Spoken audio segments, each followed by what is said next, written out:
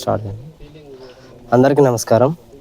మా ఊర్లో మద్యపానం అనేది చాలా వ్యసనంగా మారిపోయింది. ఇంతకుముందు అంటే ఒక వ్యక్తి తాగుతున్నాడు అంటే కుటుంబం మొత్తం అది మొత్తం కుటుంబంలో మొత్తము దాని గురించి ఇంట్లో మొత్తం బాధపడేవాళ్ళు. అదేవిధంగా మా ఇంట్లో కూడా మా డాడీ కూడా తాగేవాడు. ఈ సర్కిల్ మొత్తం తాగేది. ఇంతకుముందు కోటలు కూడా లేకుండే, తక్కువ ఉండే. సారకు ఎక్కువ బానిస అయ్యిండ్రి. అక్కడ నుంచి తెచ్చుకోవడము అంటే తక్కువ ప్రైస్ ఉండే సారా.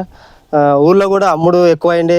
ఈవెన్ మా ఇంట్లో కూడా అమ్మేది, నేను కూడా అమ్మేది సారా మా ఇంట్లో కూడా అమ్మి దానికి వ్యసనంగా మారిన ఊళ్ళో మొత్తం చాలామంది పైసలు లేకున్నా చిన్న చిన్న పిల్లలు కూడా బాగా తాగుడుకు బానిసాయి. ఆ విధంగా ఊరు మొత్తం సర్వనాశనమైన పరిస్థితులు అవుతున్న పరిస్థితులు యూత్ అందరు కానీ పెద్దలందరూ కానీ ఒక నిర్ణయానికి వచ్చారు. ఇలా అయితే ఊరు మొత్తం ఒళ్ళకాడ అయ్యేటట్టుంది అని చెప్పి ఒక నిర్ణయం తీసుకొని పెద్దలందరూ అందరినీ బంద్ చేయాలి, ఊళ్ళో కళ్ళు కాడికించి బంద్ చేయాలని చెప్పి బాగా గట్టి నిర్ణయం తీసుకొని బంద్ చేసినాం.